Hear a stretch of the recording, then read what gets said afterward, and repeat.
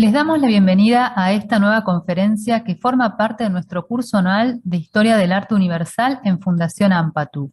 Hoy, en conmemoración del Día del Árbol, hablaremos de un género particular. Los pinos, tan bellos como simbólicos, han sido representados a lo largo de toda la historia del arte en todo su esplendor. Esta conferencia es a beneficio. Hoy Argentina está en el top 10 de países con más deforestación y solo en el 2020 más de 1 millón de hectáreas de diferentes ecosistemas fueron quemadas. Te invitamos a ser protagonista de la reforestación de nuestros bosques. Dona un árbol. Encontrarás el enlace de donación en el chat y quedará en la descripción de este video por si lo estás viendo en diferido. Esta conferencia está facilitada por la profesora Fabiana Ocana. Fabi es licenciada en arte, diseñadora de interiores, profesora universitaria en historia y desde hace más de 7 años facilita nuestro curso anual de Historia del Arte Universal. Somos Fundación Ampatu, una organización sin fines de lucro que promueve valores para el bienestar del ser humano y del medio ambiente, apoyándonos en los pilares arte, espiritualidad, evolución y ecología. En torno a estos pilares ofrecemos distintas actividades. Dentro de nuestros programas se encuentra Amarecer, centro completamente gratuito de formación profesional, desarrollo integral humano y empoderamiento del ser para personas en situación de vulnerabilidad social. Ofrecemos capacitaciones profesionales para proveer una herramienta de trabajo que les permita mejorar su calidad de vida y oportunidades. Además, es un proceso profundamente transformador. Brindamos herramientas para el desarrollo holístico e integral de las personas en armonía con el medio ambiente, promoviendo el bienestar físico, mental y espiritual de cada uno y de esta manera de su entorno y de la sociedad. Lo recaudado en nuestras actividades aranceladas va principalmente a este programa. Es uno de nuestros proyectos socioambientales más fuertes y llevamos formadas más de 1.500 personas en programas de hasta 2 años de duración. Por otro lado, tenemos una plataforma de cursos y actividades abiertos al público en general, a través de la cual promovemos nuestros valores: yoga, ayurveda, meditación, mindfulness, permacultura, historia del arte, alquimia vegetal, bioquímica del cannabis medicinal, son algunas de las temáticas que encontrarás en este espacio. Para quienes deseen profundizar en el apasionante mundo de la historia del arte universal y conocer sobre las manifestaciones artísticas más destacadas de la cultura de todos los tiempos, les invitamos a sumarse a nuestro curso anual de Historia del Arte facilitado por Fabi. Abarca la arquitectura, pintura, escultura desde la antigüedad hasta el siglo XX. Como parte de nuestro compromiso con el medio ambiente y la situación de emergencia ecológica y social que estamos atravesando globalmente, estamos trabajando en Despierta, un programa de educación socioambiental y valores para la sostenibilidad integral. La intención es ofrecerlo de manera gratuita al público en general para que esta información le llegue a la mayor cantidad de personas posible y colaborar así con el cambio de paradigma que necesitamos como humanidad. También lo ofreceremos dentro de la responsabilidad socioambiental de empresas y organizaciones. Les invitamos a ver estas y otras actividades en nuestra página web www.fundacionampatu.org. Pueden encontrarnos en Instagram y Facebook como @fundacionampatu. La grabación de esta y otras conferencias las encontrarás en nuestro canal de YouTube. Y si te gusta nuestro contenido, nos ayudas un montón comentando y compartiendo. Antes de iniciar, para que todo salga lo mejor posible, les pedimos mantener sus micrófonos silenciados durante la conferencia. Al final abriremos un espacio de preguntas y respuestas. Ahora, sin más, los dejamos con Fabiana Ocana.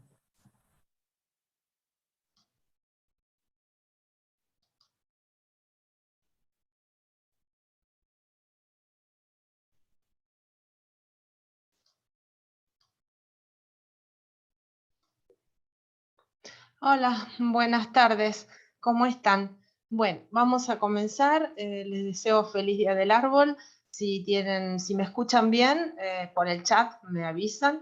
Y si no me escuchan, me avisan también. Y después les habilito el sonido para que no se entremezcle con la grabación. Bueno, empecemos. Entonces ya les voy compartiendo el archivo correspondiente.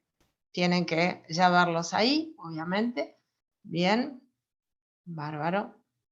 Ahí dejamos. Bueno, y comenzamos entonces.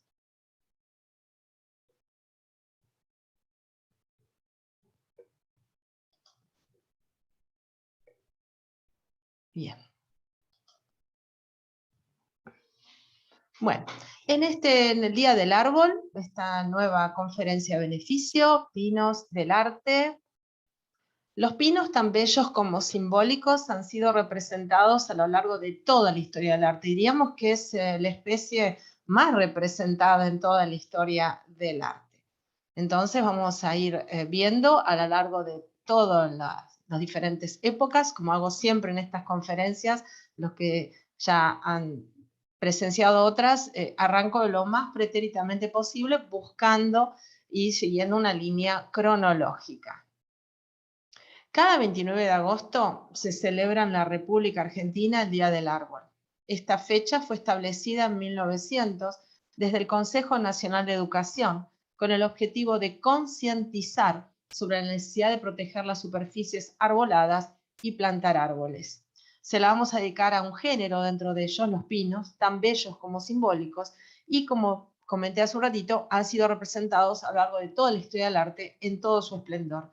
¿Por qué? Porque son símbolo de la vida eterna, por poseer ramas de hoja perenne, que les recordaban a todas las plantas verdes que crecerían nuevamente cuando el dios del sol fuera fuerte y el verano volviera.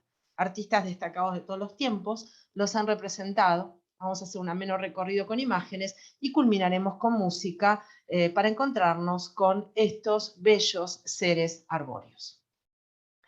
No se trata esta conferencia de botánica, pero ¿qué tal si le damos un pequeño repaso a saber por qué fue tan representado el pino como ser vegetal?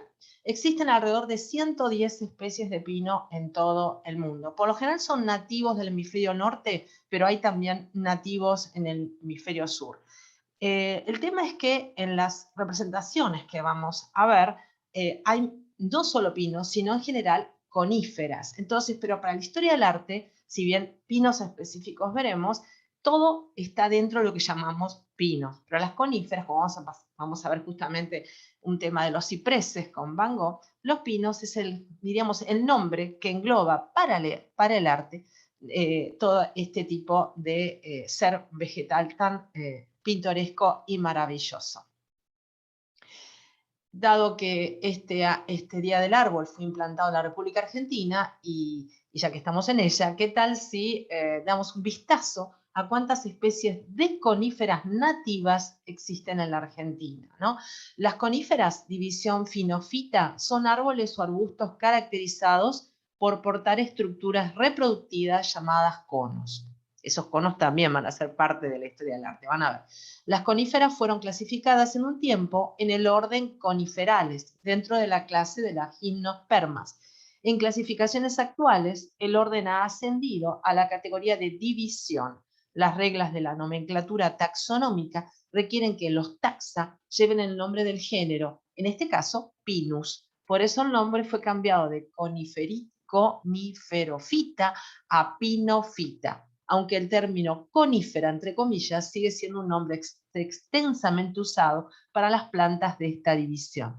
Como los cambios de nombres va establecido han demostrado crear confusión innecesaria, hoy en día se prefieren mantener los nombres antiguos de los taxones, en nombre de la conservación, porque los sistemas modernos aceptan llamarlos coníferas. En el lenguaje informal se prefieren llamarlos coníferas para evitar la confusión con las pináceas, que son solo una familia de las coníferas.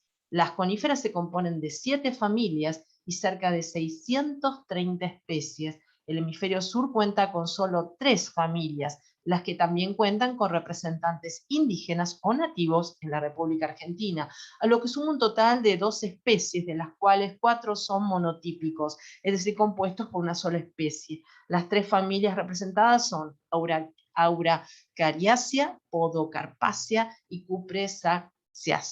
Pino paraná, pehuene, maño macho, maño de hojas largas, lieuque, maño hembra y ciprés de la cordillera, que también lo compartimos con el hermano país de Chile. Aquí las tienen, ven un vistazo de las especies que tenemos en nuestro territorio. Recuerden que no todos son pinos, son coníferas, pero los pinos están dentro de ellas, de las coníferas. Bueno, es muy interesante darle un primer vistazo hacia la parte, antes de adentrarnos en la parte artística, del detalle de la corteza agrietada de un ejemplar, sí de pino, acá de un pino canariensis adulto. Se observan los brotes, ¿no? Esta corteza va a seducir a los artistas, por eso es interesante primero darle una mirada. La misma manera que los conos, lo que nosotros llamamos vulgarmente piñas, ¿no? Los conos masculinos inmaduros de Pinus ponderosa, variante Scopulorum, ¿no? Pinus ponderosa es del hemisferio norte. Por ahí les suena a la serie Bonanza, bueno, tiene que ver por el territorio justamente de Montana. Así que quien alguna vez siguió esa serie, ellos explotaban en la serie el Pinus ponderosa. Bueno, y ahí está la piña, fíjense, así le damos un vistazo para entrar ya a ver las representaciones artísticas y el aspecto que tienen, ¿no? En primer plano, estas semillas que quedan expuestas y la piña ya abierta, que van a ver cómo la historia del arte también la va a representar, porque va a ser un símbolo para los antiguos, un símbolo de eternidad, la piña. Y también podemos ver, hablando de botánica, y tiene que ver con lo artístico, estos maravillosos representaciones de libro de taxonomía, de botánica, donde se ve todo en uno con el nombre en latín, y son divinas para hacer un cuadrito de decoración también, ¿no es así? Siempre están vigentes y de modas estas representaciones. Y ya comenzando con la historia del arte, vamos a lo más antiguo. Si bien hay, les digo, en la cuenta franco-cantábrica, cuevas españolas que tienen representaciones, es muy difícil a veces encontrarlas publicadas, apenas unos pinitos que se ven entre medio de toda la cacería. Entonces vamos a buscar ya concretamente una representación bien notoria, como son estos relieves asirios. Los asirios fue un pueblo de la antigüedad que habitó la Mesopotamia asiática, lo que hoy llamaremos el territorio de Irak, por ejemplo, y también se extendieron a ser un gran imperio. Fue uno de los primeros grandes imperios de la zona, de Oriente. Saben que Oriente, esto ya se los mencioné, Oriente corresponde en arte y en historia al próximo Oriente, no el extremo Oriente que corresponde a India, China, Japón y Sudeste Asiático. Entonces el Oriente es correcto decir este territorio de Medio Oriente o de Próximo Oriente. En estos relieves asirios que estaban en los palacios que decoraban las paredes, los asirios eran afectos al relieve, se puede ver las actividades propias de este pueblo, que era la cacería, la guerra, un pueblo muy poderoso, y fíjense atrás de la escena donde se ve a los personajes tan hieráticos, ¿no? Como siempre menciono en estas charlas, lo hierático es la ausencia de vida en la mirada, rígidos también, los caballos un poquito más movidos, atrás los pinos, o lo que parecería ser un pino, ¿no es así? Es muy clara la representación. Erguidos, en perspectiva, aunque estos pueblos no practicaban la perspectiva, bien lejos y algunos más abajo, como dando la sensación de que están más cercas, o que el fondo, ese paisaje, tiene pinos que se desarrollan en todo el horizonte. Es una representación conceptual, sin perspectiva lineal, pero es totalmente entendible y la participa, la comparten todos los pueblos del Oriente Antiguo y también Egipto, por supuesto. Entonces, aquí tenemos una representación muy antigua, calculan los asirios, arrancan del siglo XIV a.C., esto pertenece al siglo ya casi final, cuando van a ser reemplazados como imperio por los persas, de casi llegando al final de su etapa, el siglo VIII. Tienen que imaginárselo todo a colores, ha perdido totalmente el color. Bueno, y continuando con los asirios, y esto lo comenté alguna vez en la charla en vivo, me acuerdo, Árboles del Arte. En Árboles del Arte hablábamos del árbol de la vida. Bueno, esta es una representación arbórea, también asiria, ahí ven nuevamente a los asirios, con el dios Ningirsu, que es el dios pájaro que ven allá arriba, ¿no? Ahora Ningirsu nos va a acompañar para demostrarnos otras cosas también. Y este árbol de la vida no es específicamente un abeto, un pino, como vimos recién, pero también está dentro de estos relieves, y evidentemente son las dos especies vegetales juntos con las palmeras, y las palmas también, que representa el mundo asirio. Bueno, como verán, todos los personajes duros, rígidos, hieráticos, vuelvo a recordar, ausencia de vida en la mirada, y están rodeando este árbol de la vida. El texto acompaña, es toda escritura cuneiforme, relatándonos, pero si ustedes se fijan, en el personaje de la derecha, hay uno que tiene un conito en la mano. Bueno, acerquémonos a ver, relación siempre a los pinos, ahí está, el tema del conito. El conito es una piña, es la misma piña que recién estábamos comentando botánicamente. Bueno, otra vez el dios Ningirsu. Ningirsu era un dios pájaro, y como corresponde a estos pueblos antiguos, se los representa en forma zoomórfica y en forma antropomórfica. En realidad están mezcladas las dos, porque tiene atributos animales el que parece una persona y tiene atributos humanos el que parece un pájaro. No es completamente pájaro en estas dos. Las que parecen completamente pájaros son las anteriores que acabamos de ver. Fíjense en esta imagen, Ningirsu arriba parece realmente como un águila, ¿no? Pero acá aparece con sus alas nomás. A veces hasta tiene como 4 alas. Uno nunca sabe bien si tiene algo que ver con los serafines, con los ángeles que tenían justamente la tradición religiosa judía, que hablaba de toda esta angiología, y los serafines son ángeles de 4 alas, ¿no? Y no sabemos bien si hay una mezcla de esto, ¿no? Pero es medio misterioso. La cuestión es que del lado izquierdo lo tenemos en forma humana, con alas, y a la derecha en forma Ningirsu, en forma animal, antropomorfizado también, pero con la cabeza de pájaro, ¿no? Ahora, lo interesante, y buscando el tema de los pinos, es que ambas figuras, que están en relieve en piedra en los palacios, tienen una piña en la mano. ¿Y qué significa esta piña y el gesto que tiene? Bueno, ese gesto es el gesto de otorgar para el mundo oriental antiguo. Es el tributo, uno otorga algo. Y como la piña es símbolo de eternidad, tal vez se otorga parte de esa vida. También verán que lleva una especie de carterita o algún bolsito. Bueno, eso es tributo también. Entonces miren la piña cómo aparece en este mundo antiguo. Están muy emperifollados, muy coquetos los dos, ambas figuras, porque siempre aparecen muy bien ataviados, con atención al peinado, a la barba, a los rulitos, a las plumas. Son muy gráficos estos pueblos, realmente. Bueno, hay un detalle, mírenlo a Ningirsu en versión cabeza de águila, zoomorfizado por lo menos del lado de la cabeza.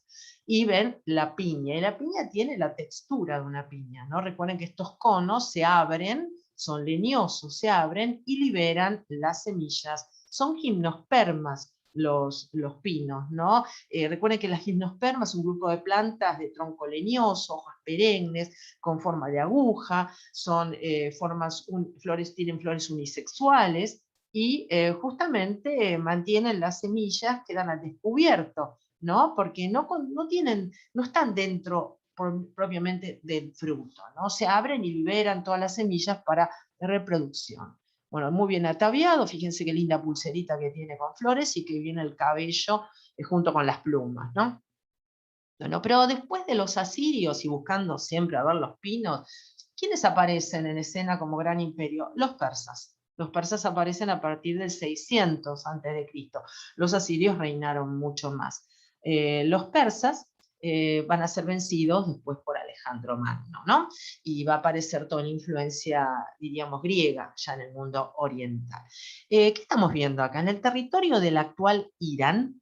Bueno, Irán, les comento que Irán se llamaba en la antigüedad más pretérita, en el 1800 a.C., ¿no? Después pasó a ser Persia, y después nuevamente Irán, a partir de la revolución que se ocasionó en la década del 70 con el Ayatollah Khomeini. Bueno, y aquí estamos viendo el palacio de Persépolis, que estaba sepultado bajo la tierra. Se descubre, se pone en pie las columnas que quedan, los restos arqueológicos. El gran palacio de Persépolis es un palacio que tiene la leyenda de haber sido sumamente lujoso, y en una de las escaleras imperiales que suben al palacio, lo que se llama una padama, aparecen otra vez relieves. Es decir, el relieve es constante en el mundo oriental, y en esos relieves es clara la graficación en relieve de pie, de un abeto de un pino con la punta típica de un pino, ¿no? O de un abeto más pequeño. Los personajes están en posición, vieron, procesional, hierático, la mirada, rígidos, bien ataviados, pero el pinito, el abeto, está en el centro dividiendo la escena. Tal vez no haya proporción entre el árbol y las personas, lo que sí está muy bien retratado y evidentemente eso no hay duda que es un árbol, justamente un pino o un abeto. Y saltando en el tiempo, buscando siempre representaciones, y miren lo que está pintado atrás, ¿no? Si no se parece a lo que estábamos viendo recién.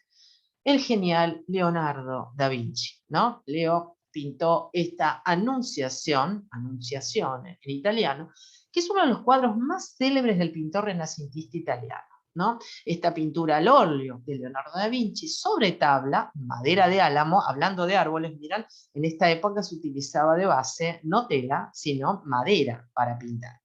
Mide aproximadamente 98 de altura en la obra y 217 centímetros de ancho. Data del periodo 1472 a 1475 del artista, lo que llamamos el 480.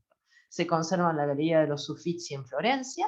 Y lo interesante de esta obra de Leonardo da Vinci es la incorporación de la naturaleza, la aparición de paisajes, que se le suma a su clásico esfumato y a la perspectiva rajatabla, como decimos. Acá sí hay perspectiva, hay punto de fuga, las líneas que convergen de la arquitectura que ven aquí, los encadenados de piedra en las esquinas del palacio, el cofre donde María tiene el atril con el texto que está leyendo justamente, aunque la Virgen no sabría leer seguramente y tampoco tenía libros, está leyendo la venida de Cristo, ¿no es así? Y toda la anunciación que ella va a tener que aceptar como personaje religioso y seleccionado por Dios, ¿no? Y bueno, en este paisaje precioso, idílico, no solo hay perspectiva, sino también que hay un fondo azulado típico de Leonardo, ¿no? Para generar la sensación de profundidad, y hay abetos, pinos y diferentes coníferas propias de Italia, porque Italia tiene muchas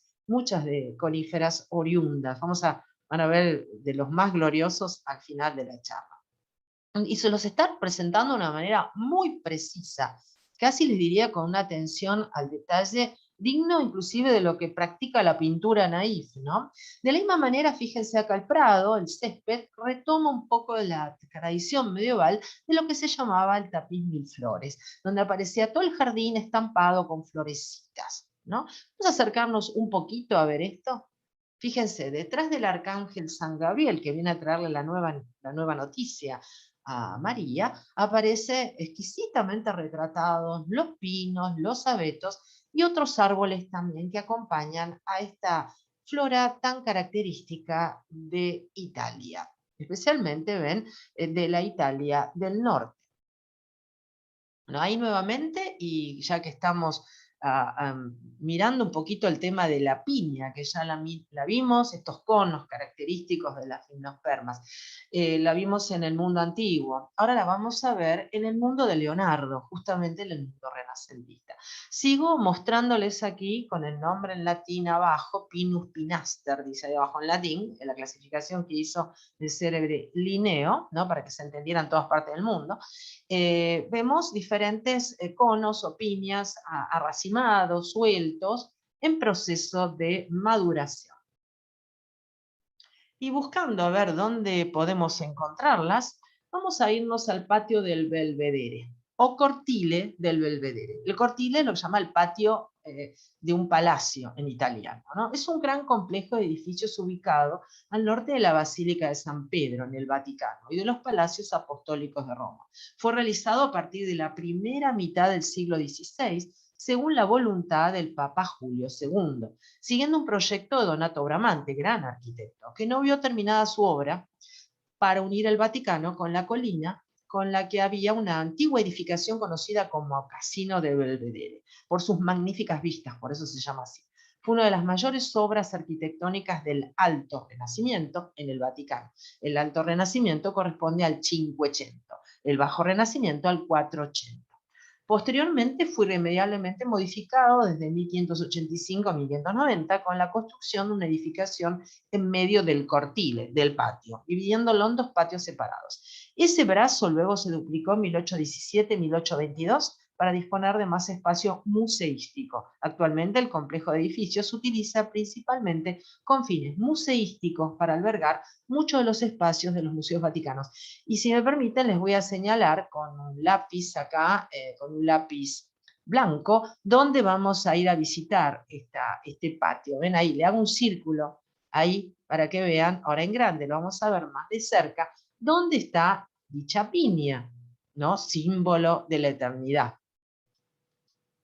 Bueno, ahí está, ¿ven? El cortile de la piña. Esta piña de bronce pertenece al siglo I, es arte romano, el romano al Imperio Romano, frente a la exedra, que es una exedra, es una prolongación del edificio que da hacia salientes hacia el parque o al paisaje, da el nombre al cortile de la piña, la terraza más alta, que era una antigua fuente romana, ¿no? Que después él fue anexando los diferentes edificios de gusto o de estilo renacentista. Fíjense, la piña es de bronce, está con una base, con un capitel, con figuras adaptadas al marco arquitectónico, ¿no? Se están adaptando, vieron, al formato que tiene este capitel de origen corintio, y está flanqueado por dos pavos reales de bronce, que también son símbolo de realeza, de monarquía, de excelente gusto. No sé si ven que hay otra pelota que vemos ahí cerca. Esa pelota corresponde a una esfera, corresponde a arte contemporáneo, no tiene que ver con esta época, ven, que estamos estudiando, corresponde la anterior. Lo que indica que en Europa siempre se utilizan estos espacios históricos para continuar poniendo, en la época que uno va desarrollándose en el tiempo, poniendo nuevo arte. Está correcto, Francia también lo hace, ¿no? Bueno, ahí la tenemos más de cerca, el proyecto bramantesco. Bramante fue arquitecto durante la época de Miguel Ángel, también de la Basílica de San Pedro. Consistió en la sistematización de la vasta zona, aproximadamente 300 por 100 metros, situado en dirección norte-sur, entre el casino y el resto del complejo vaticano, especialmente la Capilla Sixtina y los apartamentos papales. Los trabajos comenzaron entre 1504 y 1505, y su objetivo inicial fue organizar el área del jardín y crear un espacio adecuado para la colección de escultura antigua del Papa Julio II. El proyecto fue evolucionando debido al deseo del Papa de llegar al Belvedere desde sus apartamentos con un corredor sin tener que bajar desde sus estancias de los pisos superiores del Palacio Apostólico y tener que subir la colina. Bueno, comodidad del Papa, diríamos, ¿no? Así que él introduce esta reforma y toma esta piña que provenía, vieron, de una antigua fuente de la antigua Roma. Pero las piñas no se quedan ahí. Si son afectos a la decoración, a la historia del mueble o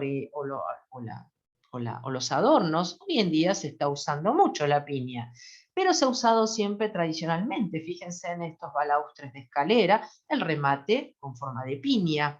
También algunas piñas que corresponden a la historia del mueble. Es común verlas en el Luis XVI, por ejemplo, o en los estilos neoclásicos ingleses, y también en el Renacimiento, el estilo Renacimiento de historia del mueble.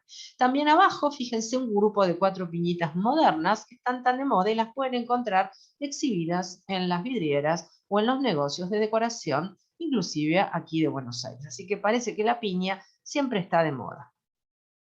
Bueno, y hablando de piñas, acá las tenemos de verdad. Fíjense cómo se abren y liberan todas las semillitas para que se esparza la especie, ¿no? Los pinos anden criándose por todo el bosque. Fíjense también a la derecha un marco de espejo actual, artesanía, por supuesto, siempre seduce a los artesanos, especialmente los que tienen una tendencia rústica, el motivo de la piña. Y las personas lo usan para decorar, las colocan en fruteras, arriba de la chimenea, y no, ni que hablar en Navidad, no es así, las cuelgan del arbolito, les pintan dorado, brillantina, y la piña siempre es realmente un excelente objeto decorativo, leñoso, hecho por la mamá naturaleza. Realmente excelente diseño ha hecho la naturaleza de este fruto leñoso. Y siguiendo la trayectoria en la historia del arte, siempre abocándonos a la pintura en este caso, el genial Paul Cézanne. Paul Cézanne, según Picasso, va a ser el padre del arte moderno. Palabras de Picasso, ¿eh? ¿Por qué razón? Paul Cézanne va a pintar de estos pinos y rocas, que es un óleo sobre lienzo, aproximadamente desde el año 1896 a 1900. 4 años pintando esta obra. Es que Cézanne era muy, muy inquieto y pintaba y repintaba motivos y temas constantemente, entre ellos la famosa montaña Saint Victoire, que es un símbolo del impresionismo como cuadro y temática, ¿no? Y la va a pintar un montón de veces. Entonces, como estaba obsesionado, pintaba, y entre medio pintaba otras cosas. Es por eso que encontramos esta trayectoria, y muy obsesivo, les diría, sobre el motivo, va y viene y repite. Él pertenece ya en esta pintura, si bien es un pintor impresionista, al neoimpresionismo, porque ya está geometrizando demasiado la pincelada. Saben que el impresionismo divide la pincelada, genera el color verde a través de una pincelada amarilla y azul, y resolvemos nosotros el color a través de la retina y nuestro cerebro. No sale de la paleta directamente. Y eso es un poco el golpe de estado que le da el impresionismo a la pintura, ¿no? De el estudiar el color y la luz de una manera diferente. Sobre el motivo, ¿qué significa sobre el motivo? Cézanne estaba pintando ahí. ¿Por qué? Porque ya tiene pomos de pintura. ¿Por qué? Porque ya pasamos la revolución industrial. Entonces los pintores pueden salir con la valijita y los pomitos metálicos a pintar al aire libre. Plein air, como decían los impresionistas. Cuando Cézanne tomó contacto con Pizarro, otro gran impresionista, a partir de 1872, se producirá un importante cambio en su pintura al abandonar la etapa romántica e integrarse en el impresionismo. El principal aporte de esta relación será la forma de trabajar, ya que desde ahora Cézanne pintará al aire libre, plein air, como les comenté, tomando directamente de la naturaleza con sus pinceles lo que está viendo, así como corresponde al impresionismo. Sin embargo, el maestro de Aix pronto superará el impresionismo para adentrarse en una nueva fórmula pictórica que tiene el objetivo de convertir el cuadro en una composición unitaria gracias al color. Se está aplanando y va camino a la modernidad, como nos dice Picasso.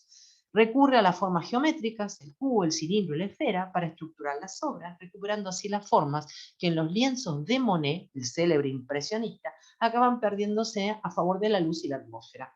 Esta recuperación formal a través del color lo podemos observar en este lienzo identificado por Riwal en 1972 como un paisaje de Fontainebleau. Fue un analista de la obra que la fechó y la catalogó. Las rocas en primer plano nos llevan a una zona de pinos dominado por líneas verticales al conjunto. Estos pinos tienen delimitada su silueta por trazos de color oscuro, en sintonía con el sintetismo, por ejemplo, de otro postimpresionista como lo va a hacer Gauguin.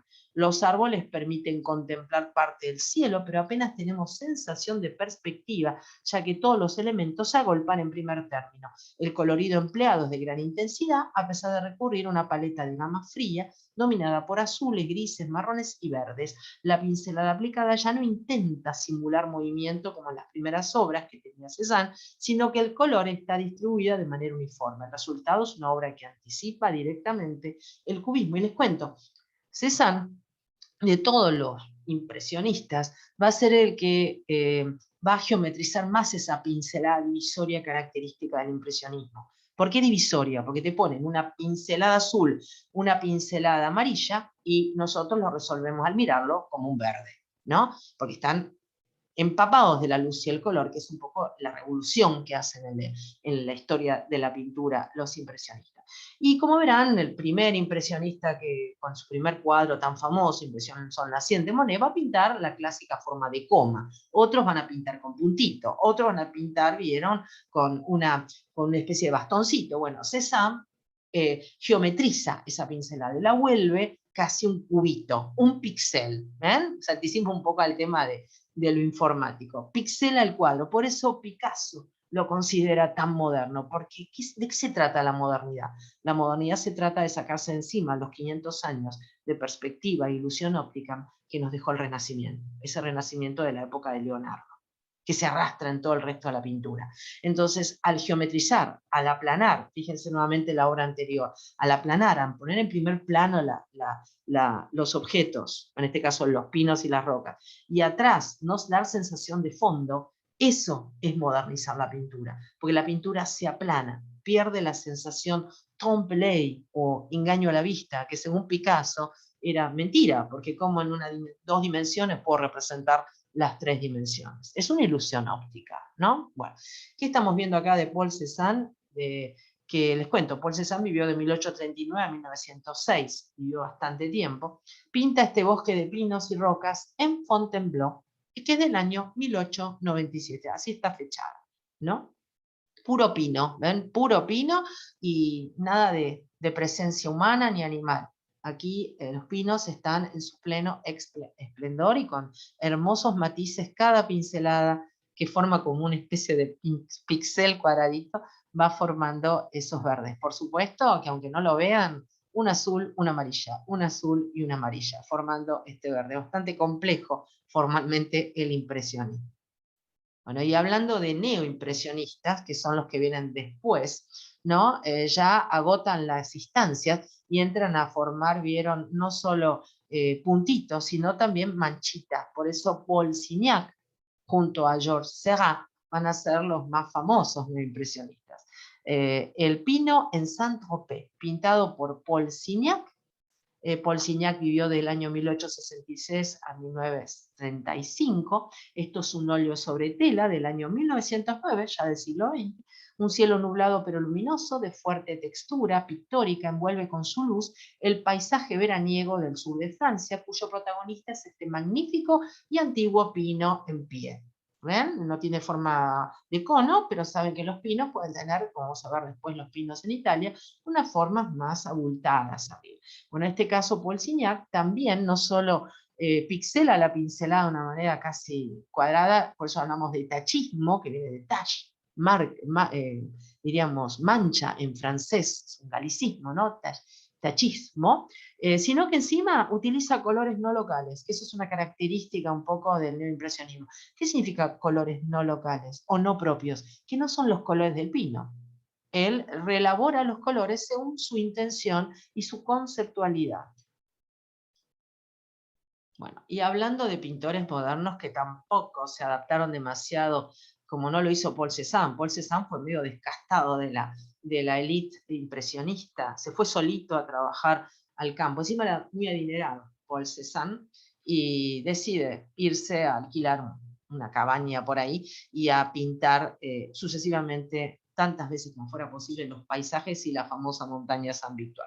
Y otro personaje también muy famoso de la historia del arte, Vincent Van Gogh, también lo descastaron un poco, porque Van Gogh salta ya de las normas simplemente formales del impresionismo, se preocupa por transmitir algo más, ¿no? Y vemos aquí una obsesión que él tuvo durante toda su lamentable trayectoria de enfermedad, también tenía trastornos mentales, desde la ventana, miren, de un psiquiátrico, cuando estaba internado, se obsesiona por los cipreses. Miren qué obra maravillosa. Pero quiero leerles, como suele pasar en la historia del arte, hay que buscar mucha bibliografía y mucho texto de fuentes, de historiadores, porque se enriquece el estudiar la historia del arte no solo con imágenes. Vamos a analizar un poquito este campo de trigo con cipreses, la obsesión de Van Gogh por los cipreses y su forma de verlos, ¿no? Bueno, saben que Vincent Van Gogh vivió en los Países Bajos, nació en los Países Bajos, fallece en Francia, ¿no? Nace justamente la fecha de vida de Van Gogh, vive nada más que 50 años, y en el año 1889 pinta, hoy en día esto está en el Museo Metropolitano de Nueva York, este óleo, que mide 73 de altura por 93 centímetros de ancho. Su título original en holandés, perdón, mi holandés es Weissenfeld mit Cypressen. Bueno, escrito por Manuel Chacón Palomares, vamos a ver este análisis. Vincent Van Gogh ingresa en 1889 en el Hospital Psiquiátrico de Saint-Rémy, donde mirando una y otra vez por la ventana, descubre su obsesión por los cipreses. En una de las cartas que escribe a su hermano Theo, le dice: los cipreses me siguen preocupando, me gustaría hacer algo con ellos, como los cuadros de los girasoles, porque me sorprende que nadie los haya pintado aún como yo los veo. Y así fue. Meses después pintó esta obra conocida como Campo de Trigo con cipreses. Consiguió representar la realidad del momento que observa desde su ventana: viento, montañas, nubes y mucha vegetación que plasma a la perfección este óleo sobre el lienzo. En la pintura podemos ver en primer plano el campo de trigo y el gran ciprés, respaldado por las montañas a lo lejos y un manto de nubes. Van Gogh fue capaz de mezclar dos gamas de colores completamente diferentes, los tonos fríos y los tonos cálidos. Sin embargo, estos colores forman una armonía cromática excepcional. Continuamos con la lectura, miren, porque hay otra obra de Van Gogh que mide 47 por 62 sobre el mismo motivo, esta obsesión de los cipreses, que está hecha a la carbonilla.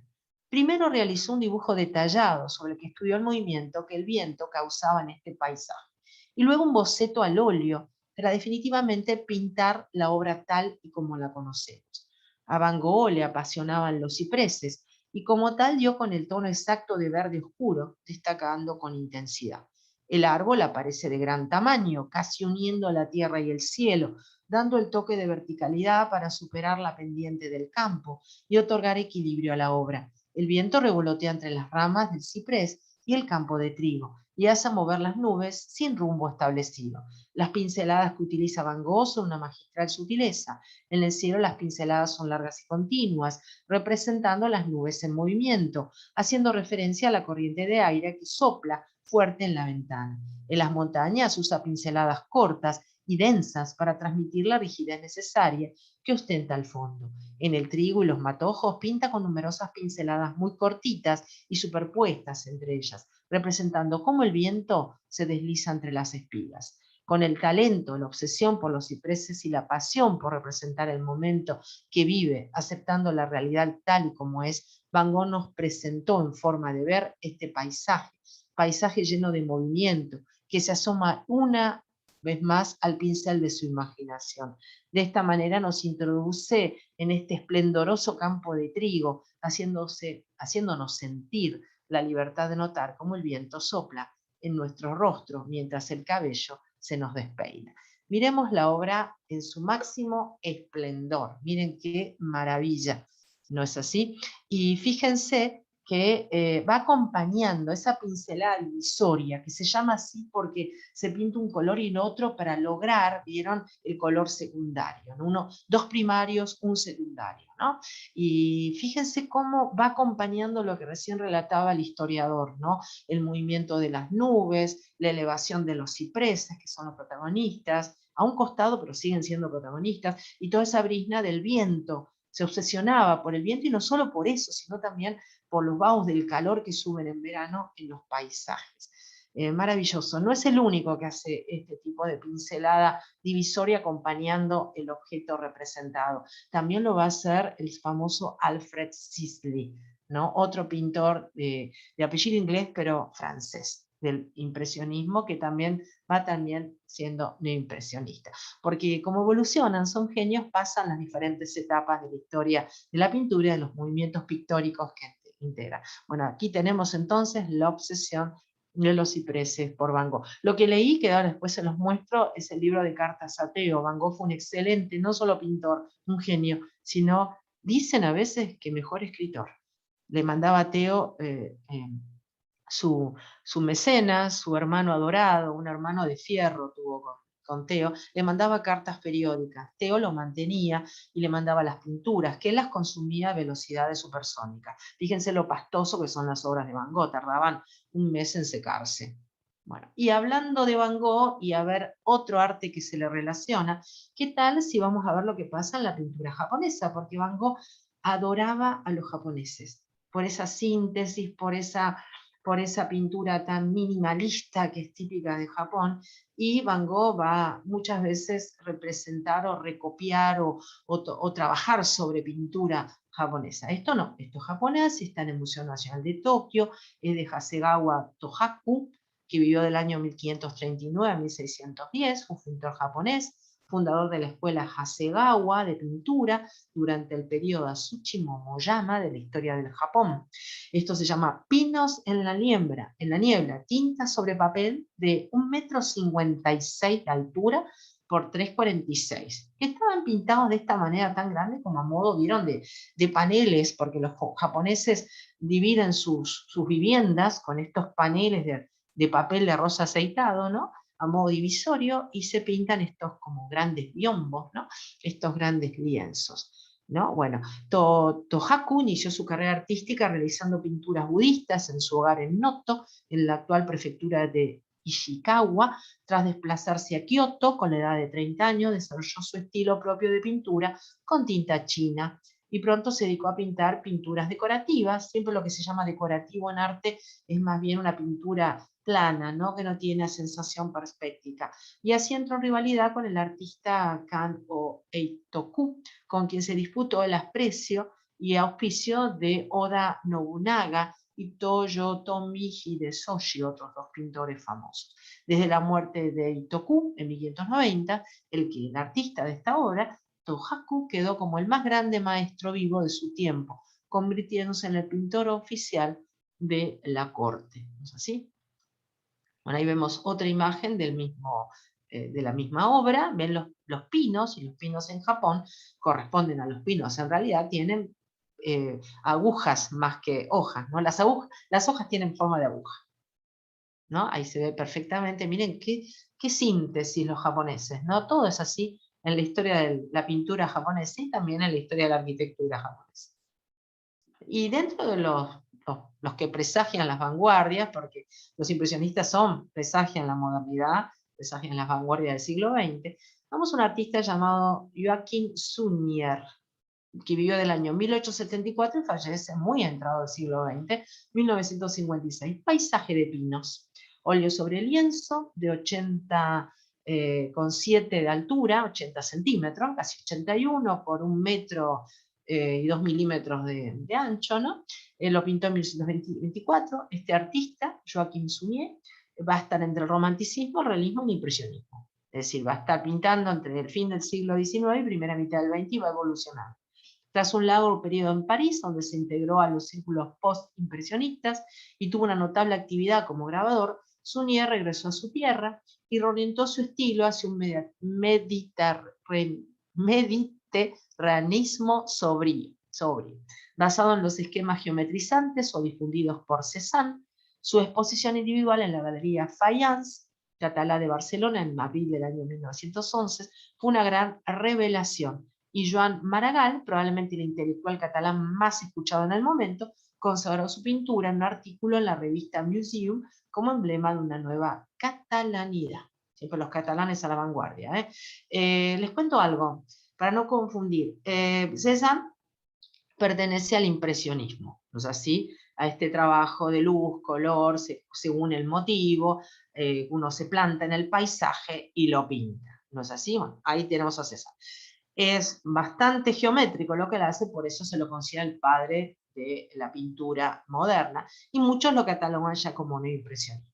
Ahí se presta la confusión, porque neo en arte siempre es el prefijo de poner nuevamente a escena, o es neorrenacimiento, neorromanticismo, como que volvió a escena una etapa del arte anterior, pero acá no es así. El neoimpresionismo corresponde a este tipo de impresionismo, al que hace Signac, o el que hace, vieron, Seurat, que es agarrar ya la pincelada y llevar hasta sus últimas consecuencias, pixelándola, haciéndola en forma de mancha o en forma de puntito, en puntillismo, tachismo. Eso sería el neoimpresionismo, de las cuales integra también parte Van Gogh, como pinta la pincelada, y que es el postimpresionismo que acabamos de mencionar. Es lo posterior al impresionismo, que ya va camino a otro tipo de estética y va abandonando ya esta obsesión por andar, vieron, con la pincelada, con la división de esa pincelada. Por eso quiero aclararles que el postimpresionista no es lo mismo que el neoimpresionista. Y si estamos viendo esta obra de Joachim, estamos viendo que ya la pincelada se está fundiendo bastante y no se nota tanto la división, ¿no es así? Por supuesto, son pintores modernos, tratan de aplanar todo, entonces mandan para arriba lo que está más lejos y abajo lo que está más cerca, como lo hacían los pintores antes del Renacimiento. Pero se nota que es moderno porque la forma de pincelar, los motivos que trabaja, solo el paisaje, no se daban en periodos anteriores. A nadie se le ocurriría pintar un paisaje solo, porque no tendría ningún significado. Salvo Velázquez, que sí, pinta un paisaje de la Villa Michea, pero era Velázquez. Velázquez era un genio, y está en el barroco. Pero el resto de los pintores siempre van a poner una persona, vieron un par de personajes, algunos dioses por ahí, pero el paisaje solo no se lo consideraba con categoría, ¿no? Qué extraño, ¿no? Siendo el paisaje, la madre naturaleza. Vamos ahora a ver un poquito de artistas de nuestra tierra, ¿no? Vamos a ver un artista sanjuanino, ¿no? Que nació en el año 23, Segundo Huertas, Camino Nevado. Segundo Huertas creció en el campo y comenzó a pintar paisajes de la zona. San Juan fue su fuente de inspiración para comenzar a pintar al aire libre y luego proyectarse al mundo y ser reconocido en prestigiosas galerías de arte y exposiciones. En sus años de formación estudió cuidadosamente a Rembrandt, quien le ejerció una gran influencia artística. Rembrandt pertenece al barroco, ¿no? Creció artísticamente al lado de notables como Luis Cordio Viola, Francisco Vaz y Demetrio Iramain, exponiendo sus pinturas en galerías de Buenos Aires. Mar del Plata también fue su fuente de inspiración, el mar, la playa. Y de ahí se conocen varias obras en las que el Atlántico es protagonista. En el año 1965 se traslada a Chicago, Estados Unidos, donde vivió durante 25 años, un largo tramo de su vida que también quedó plasmado en obras paisajísticas en diferentes lugares. A partir de 1977 inició trabajos de litografía en su taller y en la década del 80 retorna a la Argentina y se establece en San Juan, donde residió hasta su muerte en junio del 2009. Artista impresionista, plenarista, miren lo que digo, plenarista, significa plener, vieron, al aire libre, en francés es plener, en castellano plenarista. Tuvo una increíble capacidad para capturar perfectamente la luminosidad de cada escena. Y otra vez, un paisaje nevado con la cordillera de fondo, sin ningún tipo de personaje humano ni animal. En toda su gloria, estos pinos. A ver, también artistas contemporáneos buscando siempre inspiraciones pinescas, si quieren. Un artista genial, miren, Michael Gottfried. Nació en Alemania en el 58, en 1958, pero regresó a Estados Unidos a la edad de 3 años, porque su padre era militar y fue destinado a Carolina del Norte, ¿no? En esa época recorrió con sus hermanos las colinas verdes, dedicándose a la caza, la pesca en la región y creciendo cada vez más a gusto en el bosque. Empieza a pintar temprano, ¿no? A partir de séptimo grado, ¿vieron? Su profesora, su maestra, la señora Poyet, fue quien lo llevó justamente a fomentar que él trabajara el óleo en el aula, ¿no? Y se le permitió pintar durante la clase, siempre y cuando terminara sus tareas escolares en casa, ¿no? Se va a formar en la licenciatura en Bellas Artes en la Universidad de Carolina del Este y es un artista del paisaje representativo, cuya obra cuelga en muchas colecciones privadas y corporativas, ¿no? Por lo general dice su trabajo importante con el uso de estudios realizados al óleo sobre el terreno. También es plenarista entonces. Estos estudios de campo proporcionan una precisión de color que completa con fotografías para poder ver después estudiar los detalles, ¿no? Y después se dedica, vieron, con estas referencias fotográficas y los bocetos hechos en el campo, ¿no? En el paisaje, a elaborar su obra. Es un artista de paisaje, tiene, según él dice, tiene que tener conocimiento de muchas disciplinas, geología, química, física, arquitectura, para entender el mundo de que está tratando de crear. Un artista debe observar con la idea que lo que se observa debe ser interpretado y destilado. Para un artista del paisaje es tan importante lo que no está incluido en una obra como lo que se establece con el tiempo. Y él se pregunta, ¿cuál es la verdad dominante? ¿Es que el color, la forma del terreno o la hora del día? Trato de entender, nos dice, lo que estoy viendo, por lo que el trabajo final capturará esa emoción visual. Bueno, empecemos viendo aquí, ya que él es un artista que no solo va a pintar en Estados Unidos, sino va a pintar Europa también, ¿no? El país desconocido, óleo de 60 por 48, y según los críticos, Michael Gottfried está dentro de lo que se llama la gloria de la luz. El paisajista Michael Gottfried se esfuerza por retratar la belleza de la creación. Cuando está en el lugar, Gottfried toma fotografías, como he dicho, de una vista de todas las direcciones, realiza estudios de campo plein air, también observa cómo la luz interactúa en el medio ambiente y su calidad reflectante, el color, el efecto del cielo en la tierra, el agua, lo que esté, va. Su espectacular pintura El país no descubierto o El país desconocido evolucionó precisamente a partir de un viaje así. Había ido de excursión al Cascade Canyon en el Parque Nacional Grand Teton de Wyoming. Dice, empiezo temprano en la mañana para poder llegar a las tierras altas, cuando el sol asoma por el horizonte, temprano en la mañana y tarde en la noche. Son los momentos de máxima saturación del color, por lo que vale la pena el esfuerzo, nos comenta. La resistencia física también puede ser esencial para quienes pintan la naturaleza. Y Gottfried no deja eso al azar, por lo general entrena durante 4 meses antes de los viajes.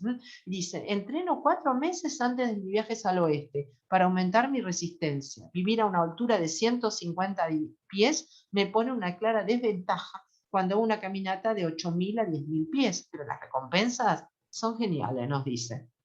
Así que encima es maratonista para poder llegar a esto. Bueno, miren, Un día claro de montaña también de Michael Gottfried, un óleo sobre tela, donde se abre ahí el lago y se forma como un arroyo. Parece ser que los artistas contemporáneos actuales siguen siendo seducidos por la temática paisaje. No, eso sí, paisaje en su máximo esplendor sin nada que lo entorpezca. Más de él, y en este caso el de la izquierda, un paisaje europeo. Voy a hacer un paisaje de su Alemania natal, ¿no? Aunque, como verán, él es hijo de americanos, es de raza, es mestizo, ¿no? Es de raza también blanca y negra, así que no es lo que uno se imagina que puede ser un alemán de origen en cuanto a su genética, ¿no? Y miren cómo parece que fuera un pintor oriundo de aquellas tierras. Hermoso el de la izquierda, el de la derecha, con sus tintes dorados, ¿no? Y el agua que escurre. También la nieve, miren, la nieve es parte, los impresionistas, volviendo a los impresionistas, se dejan seducir por la luz, la iridescencia, la nieve, el agua. Piensen en un Monet, por ejemplo, ¿no? En un Renoir que se le filtra la luz a los árboles. Bueno, estos artistas contemporáneos también. Las iridescencias de la nieve, que tanto sedujeron a Alfred Sis, el gran pintor impresionista, parece que a Gottfried también. Y 2 obras, son 2 distintas que las agrupé para que vean, 2 abetos, siempre buscando esta especie, 2 abetos cubiertos con la nieve y, como lo dice la verdad, son perennes. Realmente tienen una carga fuerte de nieve, pero están vivitos esperando que llegue la primavera y se le derrita todo, no pierden las hojitas. Fíjense cómo hace de los reflejos azules, no es blanca la nieve, tiene reflejos azules y tiene algunos tintes rosados arriba. Hermosa obra, en todo su esplendor, los pinos nevaditos. Vamos a ver una artista argentina, miren, Pino sobre el lago, Alejandra Echeverry, que va a pintar un acrílico aguado, una aguada acrílica de 47 por 32. Siempre va primero en la altura, 47 por 32, San Luis, Argentina. Hermosa obra también, vieron, con iridiscencias y colores tal vez no propios, pero que tienen que ver en este caso, no como lo hacían los no impresionistas, sino una cuestión de reflejos del sol o de la caída de la tarde. Hermosa obra.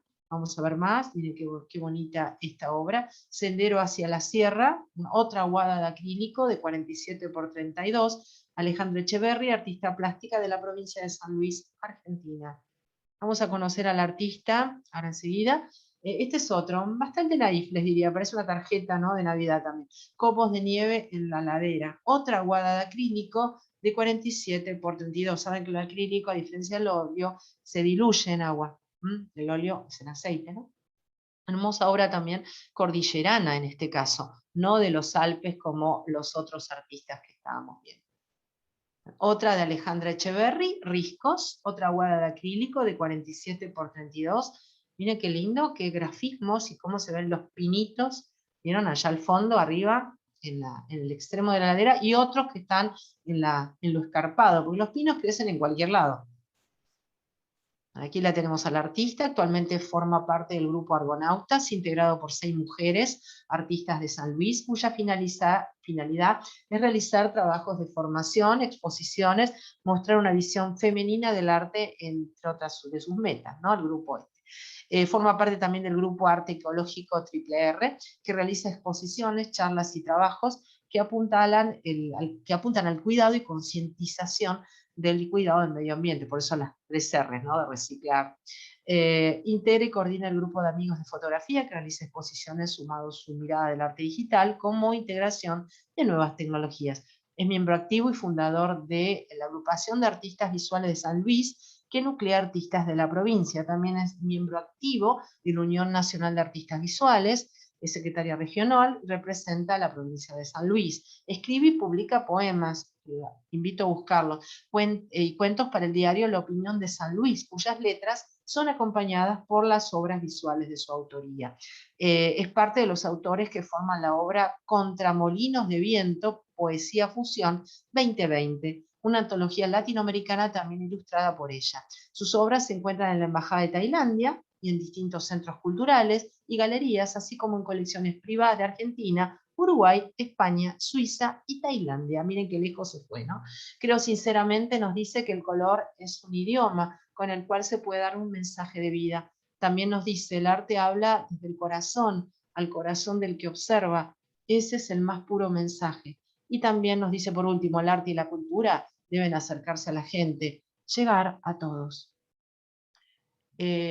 Recuerdo que nace en la Argentina y desde pequeña amó la pintura, va mejorando sus habilidades en talleres, diferentes estudios, sus pinceladas en color buscan tocar el sentimiento del que observa. Ha realizado gran cantidad de exposiciones en diferentes provincias de la Argentina y también en el exterior. Su obra ha sido premiada en diversos encuentros de pintores, primer premio de arte urbano del Consejo Deliberante de San Luis del 2020, primer premio profesional de San Juan, primer premio Consejo Deliberante en San Luis, primer premio Artistas Puntanos en Potreart, menciones y premios en Buenos Aires, Córdoba y el exterior. Sus cuadros fueron seleccionados para proyectos que conjugan distintos tipos de arte, todo como el caso de Amando Artes, un proyecto por el cual representó a San Luis con sus cuadros, y a lo cual escribieron poemas escritores del país y del exterior. Recuerden que ella fusiona poesía y arte, ¿no? Con dicho material, la Biblioteca Nacional realizó un CD de distribución gratuita que ha viajado nada más ni nada menos por 54 países. Trabaja diferentes materiales, como así también arte digital y fotografía. Un aspecto importante de su obra está orientada al arte solidario y a movilizar la conciencia en temas que hoy preocupan. Forma entonces parte del Grupo Internacional Esperanza, integrado por artistas de España, Brasil, Uruguay y Argentina, realizando exposiciones en Montevideo y Punta del Este. Bueno, Los Pinos representados por una artista argentina. Y otra artista argentina que ya he presentado en otras oportunidades, Patricia Mónica Giglio, aquí de la ciudad de Buenos Aires, formada en la escuela Prilidiano Pueyrredón, hoy ¿no? Una artista muy polifacética, trabaja mosaicismo, trabaja diferentes técnicas, diferentes retratos, pinturas al óleo, al acrílico. Vemos esta tinta china, punta seca, pinos, una obra pequeña de 22 por 22, un excelente trabajo de dibujo con atención minuciosa a los grafismos y una síntesis realmente muy clara. Hermosa obra en blanco y negro, Pinos, de Patricia Mónica Giglio, que aquí la vemos en su taller y justamente con también en esta postal sus murales, porque también es un excelente muralista. Hace retratos por encargo, es muralista por encargos también, hace obra propia por su propio deleite y también hace excelente mosaicismo. Bueno, y vayamos de vuelta al hemisferio norte. A ver, Renato Musillo, un artista que es descendiente de italianos. Esta obra, que ahora vamos a ver en detalle, y lo vemos al artista posando mientras está pintando al aire libre con su paleta y una obra en ejecución, es un pintor nacido en Vancouver en el año 1965. Hijo de padres inmigrantes de Campobasso, una ciudad pequeña del siglo III, de 13 siglos de antigüedad, en las montañas de los Apeninos en el sur de Italia. Así que ya está empapado del tema paisajístico apenino y de pinitos también. Bueno, les muestro estas dos obras. La que vamos a ver justamente es la que acompaña acá la imagen, La Cresta Silenciosa. A la derecha la ven en su máximo esplendor. Y les agregué otra obra de él que no tiene que ver con pinos, pero vale la pena que miremos. Es un artista que realmente capta la atmósfera del momento. Fíjense esas nubes tormentosas, el impacto que tienen, cómo se filtra el sol a través de ellas y cómo la sombra de las nubes se plasma en la pradera. Muy minucioso, pero muy hiperrealista. También no quiero confundir, porque el hiperrealismo no es un movimiento que corresponda a este artista, corresponde a los 50 y los 70 en Estados Unidos, son pintores que pintan cosas urbanas, como lo fue, por ejemplo, Simon Estes. Pero llega a un nivel de ejecución de de la representación de la realidad que realmente asombra, ¿no? Bueno, volviendo a la obra en cuestión, que es un pino, la cresta silenciosa, por supuesto el pino está en su máximo esplendor, solitario ahí en la cresta, acompañado al fondo con la bruma, ¿ven? Paisaje seguramente muy frío del resto del bosque. Una obra realmente que llama a recogimiento, ¿no?, interior, y a poder sentirse en silencio y compenetrarse con los pinos y el bosque. Bueno, pero hablando de pinos, vamos a ver un poquito un pino más festivo. El origen histórico del árbol de Navidad, en definitivo, es el pino que nos acompañó desde chiquitos, desde pequeños, ¿no? El cristianismo adoptó y transformó las costumbres paganas relacionadas con el culto a los árboles sagrados. Jeremías, el profeta del siglo VII a.C., dice que las costumbres de los pueblos son vanidad.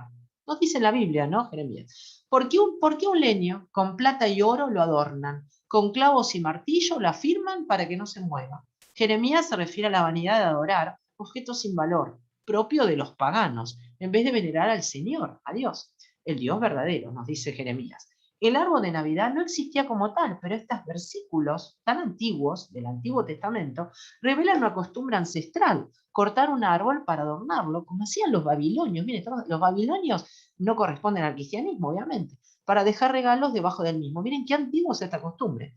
Tertuliano, un cristiano que vivió entre los siglos II y III después de Cristo, critica los cultos romanos paganos, imitados por algunos de sus correligionarios, de colgar laureles en las puertas de las casas y encender luminarias durante los festivales de invierno.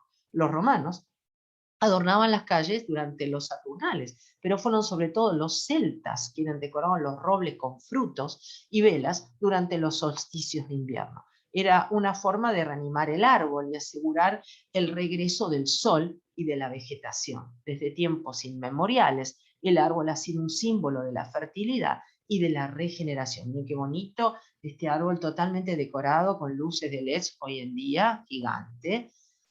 Pero, ¿cómo sigue esta historia de los árboles de Navidad? Tallin y Riga, dos ciudades, se disputan el primer árbol de Navidad. El cristianismo adoptó y transformó esas costumbres paganas que mencionamos ante la imposibilidad de erradicarlas. Mira, cuando las cosas no se pueden erradicar, únete a ellas, como dicen, ¿no? Si no puedes con ellos, úneteles. Cuenta la leyenda que en el siglo VIII había un roble consagrado a Thor en la región de Hesse, en el centro de Alemania. Cada año durante el solsticio de invierno se le ofrecía un sacrificio. El misionero Bonifacio taló el árbol ante la mirada atónita de los lugareños y tras leer el Evangelio les ofreció un abeto, un árbol de paz que representa la vida eterna, dijo, porque sus hojas siempre están verdes y porque su copa señala el cielo. Muy sabio, ¿no? No sabio haberlo talado, pero sí esta apreciación. Y a partir de entonces se empezaron a talar abetos durante la Navidad y por algún extraño motivo se colgaron de los techos. Se cuenta que el teólogo Martín Lutero, tan conocido, puso unas velas sobre las ramas de un árbol de Navidad porque centellaban como las de una noche invernal. Dos ciudades bálticas se disputan el mérito de haber dirigido en una plaza pública arbolitos de estos, ¿no? Una es Tallinn, de Estonia, en el año 1441, y Riga, en Letonia, en 1510. Unos comerciantes locales instalaron un abeto en la plaza del mercado de Riga, lo decoraron con rosas artificiales, bailaron a su alrededor y finalmente lo prendieron fuego. Hoy se iluminan como vemos en esta fotografía, en la plaza de la Ciudad Vieja, donde la ceremonia de encendido atrae cada año a miles de personas. Por supuesto, lo iluminamos con eléctrico y ahora con LEDs, obviamente. Bueno, y aquí tenemos la historia del árbol de Navidad, los principios del todo. Mucho antes de la llegada del cristianismo, las plantas y los árboles que permanecieron verdes durante todo el año tuvieron un significado especial para las personas en el invierno. Así como las personas hoy en día decoran sus casas durante la temporada festiva con pinos y abetos, las civilizaciones antiguas colgaron ramas de hoja perenne encima de sus puertas y ventanas. En muchos países se creía que los árboles de hoja perenne mantendrían alejados a las brujas, fantasmas, espíritus malignos y enfermedades. En el hemisferio norte, el día más corto y la noche más larga, que cae el 21 de diciembre o 22, se llama solsticio de invierno. En los tiempos antiguos, muchas personas creían que el sol era un dios y que el invierno llegaba cada año porque el dios del sol se había enfermado y debilitado. Celebraron el solsticio porque significaba que por fin el dios del sol comenzaría a ponerse bien, y las ramas hojas perennes recordaban a todas las plantas verdes que crecerían nuevamente cuando el dios del sol fuera fuerte y el verano volviera. Miren, no se enferman ni mueren los abetos, pero sí se enfermaba el sol. Cosa curiosa, ¿no? Bueno, y esto que estamos viendo es una imagen real, pero ahora vamos a ver esto que mencionamos hace un rato, el tema de la Saturnalia y obras de arte. Bueno, los antiguos egipcios adoraban un dios llamado Ra, que tenía la cabeza de un halcón y llevaba el sol como un disco ardiente en su corona. En el solsticio, cuando Ra comenzaba a recuperarse de la enfermedad, los egipcios llenaron sus hogares con conjuntos, vieron, de palma verde, que simbolizaba para ellos el triunfo de la vida sobre la muerte. Claro que los egipcios no tenían pino, pero lo hacían con palmas de palmera. Los primeros romanos marcaron el solsticio con una fiesta llamada Saturnalia, la vemos aquí representada, en honor a Saturno, el dios de la agricultura. Los romanos sabían que el solsticio significaba que pronto las granjas y los huertos serían verdes y fructíferos. Para marcar la ocasión, decoraron sus casas y templos con ramas de hoja perenne. En el norte de Europa, los misteriosos druidas, sacerdotes de los antiguos celtas, también decoraron sus templos con ramas de hoja perenne como símbolo de la vida eterna. Los feroces vikingos de Escandinavia pensaban que los árboles de hoja perenne eran la planta especial del dios Sol Balder. Representación de todo esto lo hizo Thomas Couture, un artista académico que vivió del año 1815 a 1879, y nos ofrece este hermoso cuadro que se llama Representación de las fiestas saturnales. Les aclaro, no lo pintaron los romanos, lo pintó un artista académico del siglo XIX. Un artista académico es un artista que satisface el gusto del mundo victoriano, burgués, y que pinta según las reglas de la academia, pincelada, temática, perspectiva, en fin. Y estos artistas se dejaron seducir mucho por el mundo antiguo y lo trajeron a la vida. Fue pintor y profesor de pintura francés de estilo académico. En la actualidad es recordado sobre todo como autor de la obra de grandes dimensiones Los romanos de la decadencia, conservado en el Museo d'Orsay en París. También se le recuerda en relación con el pintor impresionista Edouard Manet, quien estudió en su academia durante 6 años y medio, a pesar de que la relación artística entre ambos nunca fue muy buena, debido a las profundas diferencias entre sus respectivas concepciones del arte. ¿Qué tal si lo vemos completo?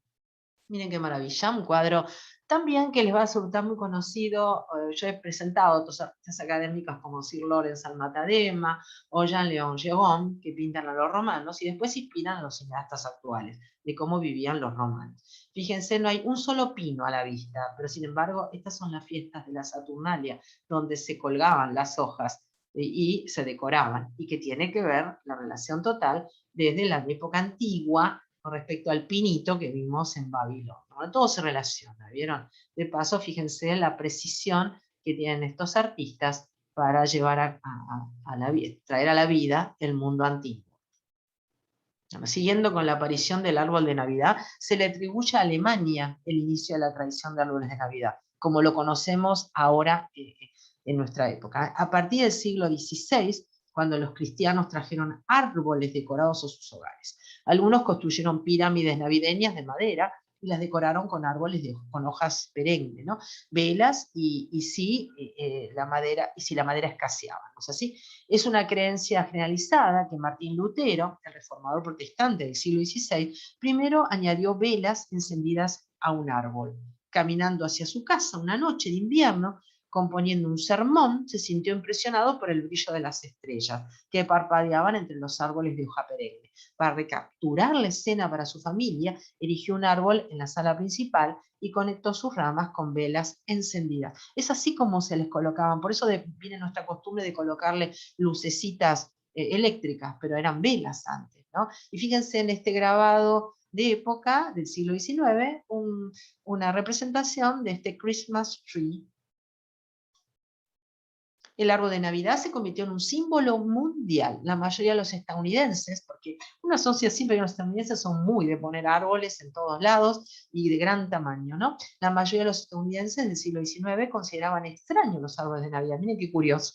El primer registro de uno en exhibición fue en la década de 1830 por los colonos alemanes de Pensilvania. Justamente son los alemanes los que introducen esta tradición en Norteamérica, y los norteamericanos hoy en día son algo de colocar árboles navideños. Aunque los árboles habían sido una tradición de muchas casas alemanas mucho antes. Los asentamientos alemanes de Pensilvania tenían árboles comunitarios desde el año 1747, pero hasta los años 1840 los árboles de Navidad se consideraban símbolos paganos y no eran aceptados por la mayoría de los estadounidenses. Qué extraño, ¿no? En 1846 la reina Victoria y su príncipe consorte alemán Albert fueron dibujados en el Illustrated London News de pie junto a sus hijos a un árbol de Navidad.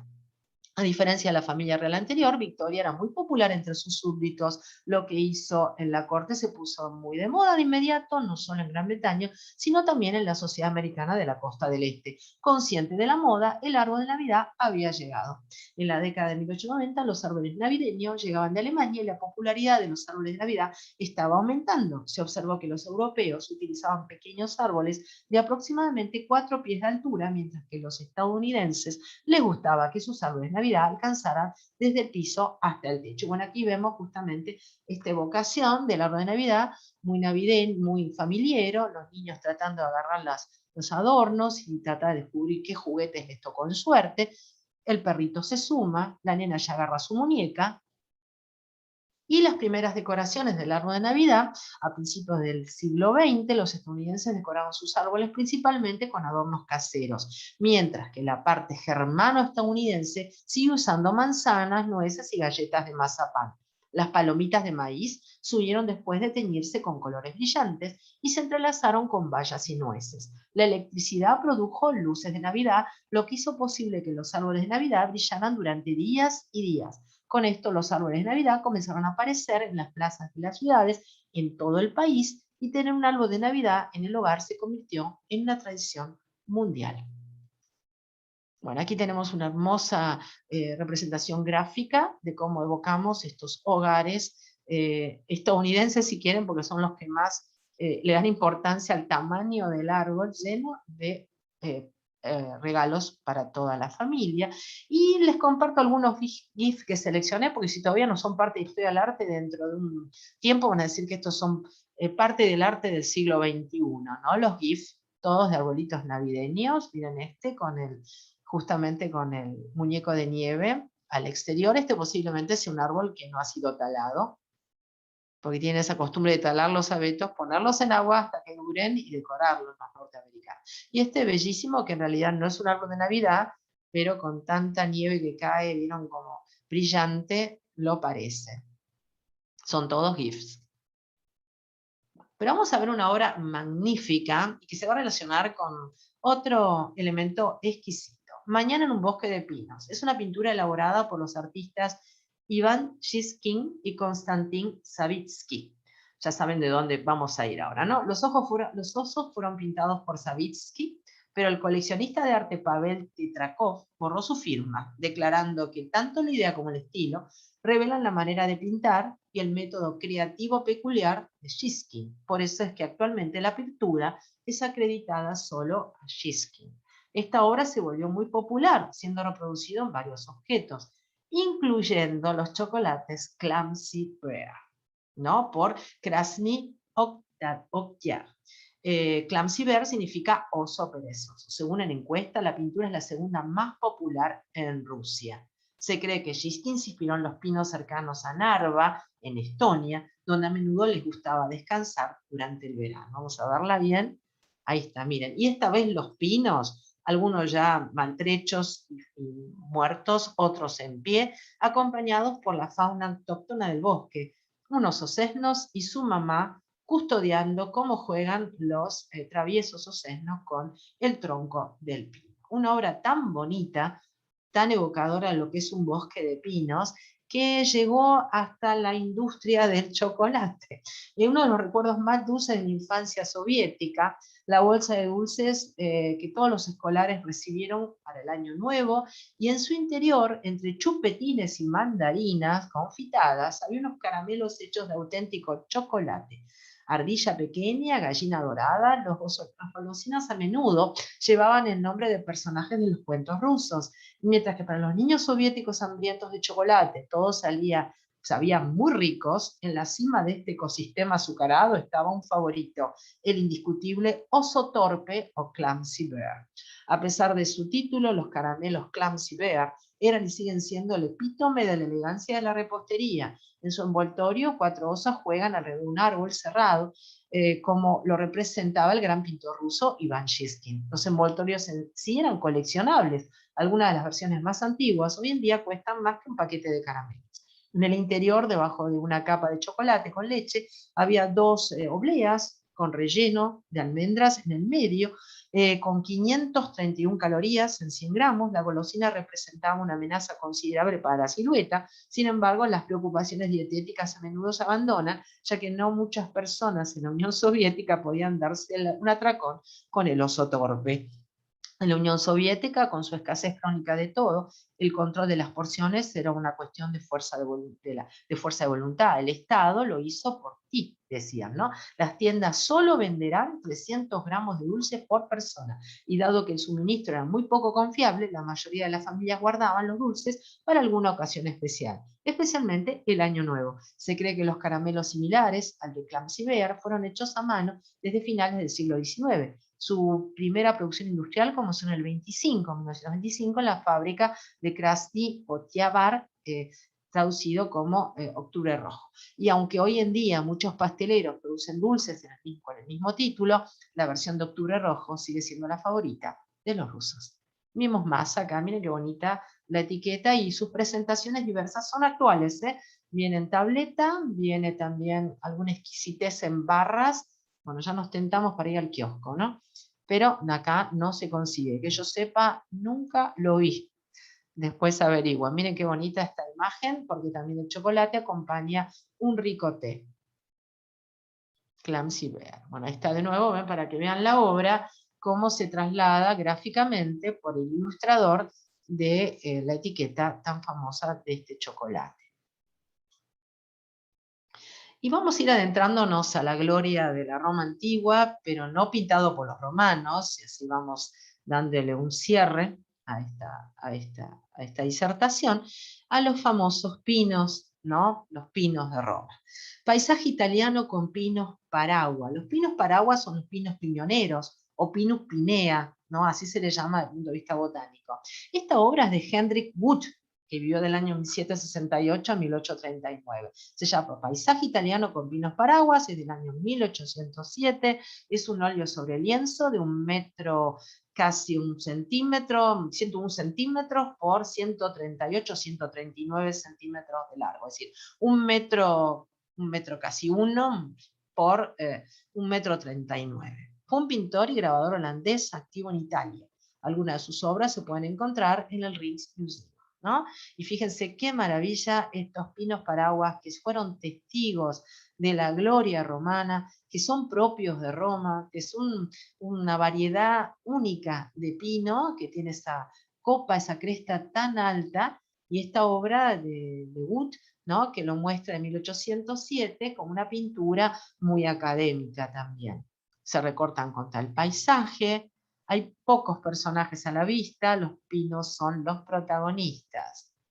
¿Y qué otro artista va a representar estos pinos, que son los pinos de Roma, ahora los vamos a conocer en fotos, junto a las ruinas? El célebre Giovanni Battista Piranesi. Esto se llama Cimientos del Teatro de Marcello, del año 1761, un aguafuerte de este artista del siglo XVIII, y él le puso el título abajo, vieron, Veduta del Arco de Tito, ¿no?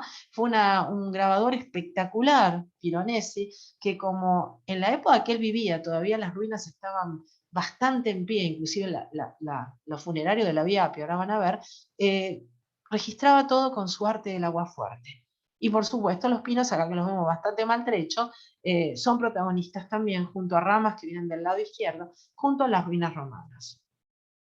Giovanni Battista Piranesi nació en las afueras de Venecia en el año 1720, así que no era romano, y a los 20 años de edad, consciente de las pocas expectativas laborales que le ofrecía esta ciudad, se trasladó a Roma en calidad de dibujante de la expedición diplomática del nuevo embajador veneciano Francesco Venier.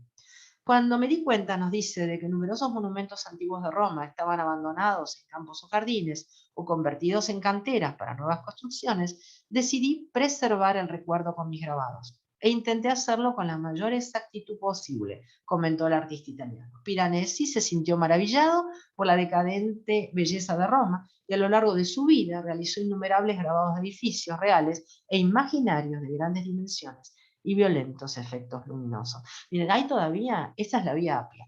Para los romanos la vía Apia era la vía funeraria. Ahí había como 20 kilómetros de tumbas, más bien como mausoleos, esos que uno ve en los cementerios como de Chacarita o de Recoleta. Y entre medio de los mausoleos están los pinos. ¿Lo ven ahí? Todos los pinos creciendo. Estos monumentos ya no están más, gracias a la imaginación y al registro de lo que pudo retratar Piranesi, nos quedó esta evocadora imagen. Pero vamos a verlos realmente, ¿no? Porque ahí están los pinos de Roma. Y otra vez de Piranesi, un aguafuerte, un grabado de la vía Apia. Saben que los romanos fueron excelentes ingenieros, por sobre todas las cosas. Y esas rutas que vemos todavía existen. Y se dice que las actuales autopistas y rutas europeas están asentadas en esta vieja ruta vial romana, de toda Europa, porque tenían miles de kilómetros los romanos. Por eso llegaron a tener tanta extensión en el imperio. Era necesario lo vial para los romanos. Y esta vía Apia es una de las tantas vías que entran a Roma y todavía se conserva de época romana. Es la vía funeraria, como se decía, y es de las más conocidas. Y está flanqueada por los pinos de Roma. Fíjense, comparemos la foto con lo que hizo Piranesi. Y vamos a finalizar escuchando, en relación a esto, ¿no? a la vía Apia, a los pinos de Roma, música que integra la historia del arte, la historia de la música. Ottorino Respighi, que en el año 1935, ahí lo tienen a don Ottorino Respighi, él vivió del año 1879 a 1936, compuso un año antes de su muerte Los pinos de Roma, un poema sinfónico alucinante, junto a las fuentes de Roma y a las fiestas romanas. Son una trilogía de 3 poemas sinfónicos. Aunque en estrecha competencia con las fuentes, o el otro poema, ¿no? Es la obra más popular de la trilogía, y desde luego la que concita el mayor entusiasmo de las agrupaciones orquestales del mundo. Tuvo su estrena no exento de sinsabores, el 14 de diciembre de 1924 en Roma. El teatro estaba abarrotado, pero Respighi presentía que el público se iba a desengañar.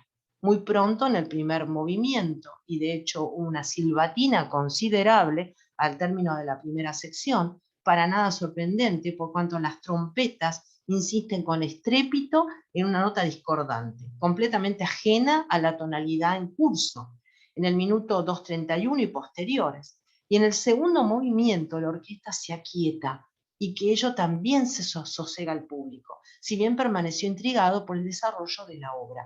Una sonora ovación saludó el final de la primera pieza. Miren, ahí les voy ilustrando con pintura Los pinos de Roma, este poema sinfónico alucinante de Ottorino Respighi, y consciente de que la audiencia italiana ha sido siempre más inclinada a la ópera que a la música instrumental, el autor incluyó unas notas explicativas en el programa de mano para que cada una de las secciones, ¿no? fueran entendidas por el público, que ya les dije, ¿no? Hubo una silbatina, porque era bastante discordante. A continuación una sinopsis. Miren, vamos a ir acompañando imágenes y después les voy a hacer escuchar parte de los pinos, el final de los pinos, justamente de los pinos de la vía Apia. Los pinos de la Villa Borghese, es el primer cuadro que se ve, ¿no? Así se llama. Yo se los voy leyendo y después cuando escuchan la obra completa van a evocar esto que les voy leyendo. Niños juegan alrededor de los pinos de la Villa Borghese, la opulenta mansión de la conspicua familia romana del siglo XVIII. Bailan en círculos, juegan a ser soldados, marchando y luchando. Vienen y van en bandadas. De pronto la escena cambia y una vista de los pinos de la Villa Borghese, de la parte posterior de la Villa Medici, es retratada acá por Pier Athanase Jovan, un pintor francés que vivió activamente y pintó activamente en Italia. Y pinta esta obra de corte académico. Conozcamos a Pierre Athanase Jobin, nacido en París en el año 74 y muerto en Roma, 1832. Miren qué lujo. Nace en París, fallece en Roma. Jobin fue alumno del paisajista Pierre-Henri de Valenciennes. Comenzó su carrera en el Salón de París en el año 1793, ganó la medalla de primera clase en 1819 con su pintura La entrada de Carlos VIII en Aqua Pendente. La pintura fue encargada por Luis XVIII de Francia para la Galería de Diane en el Palacio de Fontainebleau. En el año 13, Jobin se instaló en Roma, se convirtió en miembro de la Academia de San Luca. Las opiniones de Jobin sobre Italia muestran la influencia de Jean-Auguste Dominique Ingres, pintorazo total, en su estilo clásico y realista. Jobin conoció a Ingres, y este pintor retrató a Jobin y su esposa en el año 1814. Acá vemos el retrato que le hace justamente Jean-Auguste Dominique Ingres a Jobin, que fue elegido caballero de la Legión de Honor en el año 28. Volviendo a sus obras, bien, ahí tenemos vista de los alrededores de Nápoles, con pinos iguales, pinos paraguas, iguales a los de Roma, pero esta vez, ¿vieron? Está pintado por Pierre Athanase Jobin también, esta vez con el fondo del Vesubio, que ya con su fumarata nos está amenazando que en cualquier momento entre en erupción de vuelta, ¿no? Bueno, miren qué hermosos son estos pinos. Son raros, ¿vieron? No tienen forma de pinito, pero son pinos auténticos de verdad. Y con respecto a la obra musical, miren, yo les voy retratando un poquito a partir de los minutos y vamos a llegar al último para escuchar la última parte, ¿no? Unos minutitos. En Los pinos de Roma de Ottolino Respighi, en el minuto 2:50 de este poema sinfónico, son los pinos cercados a una catacumba. Los pinos de la catacumba, ¿no? Vemos la sombra de los pinos que enmarcan la entrada a una catacumba. De las profundidades emerge el sonido de un salmo fúnebre, flotando en el aire como himno solemne, que gradual y misteriosamente comienza a dispersarse. Ahí tiene una imagen de cómo son estos pinos cercanos a las catacumbas. En el minuto 9:04 vienen los pinos del Gianicolo. El aire se estremece. Los pinos del Gianicolo, colina de Roma desde donde se disfrutan las mejores vistas de la ciudad, entre ellos vieron el Coliseo, pueden verse delineados por la clara luz de la luna llena estos hermosos pinos. Un ruiseñor canta. La partitura exige la inclusión de canto de pájaros, verdaderos y grabados, ya van a escuchar. Innovación que llegó a ser muy profética, ya que después muchos músicos del siglo XX van a incluir sonidos naturales. Y llegamos a lo que nos compete, escuchar el tramo final de este poema sinfónico, Los pinos de Roma, y por supuesto la Vía Appia, que no solo la vía funeraria, que todavía conserva en algunas tumbas, sino que por ahí entraban las legiones romanas a la Roma triunfante, ¿no? En el minuto 15:27 son los pinos de la Vía Appia, un amanecer nebuloso en la Vía Appia. Los pinos solitarios son guardianes del mágico paisaje. Se escucha el ritmo insistente de innumerables pasos. El poeta tiene una fantástica visión de glorias pasadas. Trompetas suenas en la brillantez de un nuevo sol radiante. Un ejército consular se aproxima, poco a poco, a la vía sagrada, dirigiéndose triunfante hacia el Capitolio. Y les juro, van a escuchar a los romanos entrando a Roma. Es tan evocador este poema sinfónico como pasaba, ¿no? Que estos artistas del siglo XX tratan de relatar musicalmente algo que uno posiblemente podía estar viendo. Van a tratar de captar que las huestes romanas están entrando triunfantes a Roma. ¿Qué tal si lo escuchamos en una versión increíble de una orquesta juvenil? Son todos jovencitos con un director también muy joven, ¿no? Y vamos a escuchar el último tramo, pero si me permiten les voy a compartir voy a compartir el video original, así pueden verlo en detalle bien. Así que voy a pausar un segundito la grabación.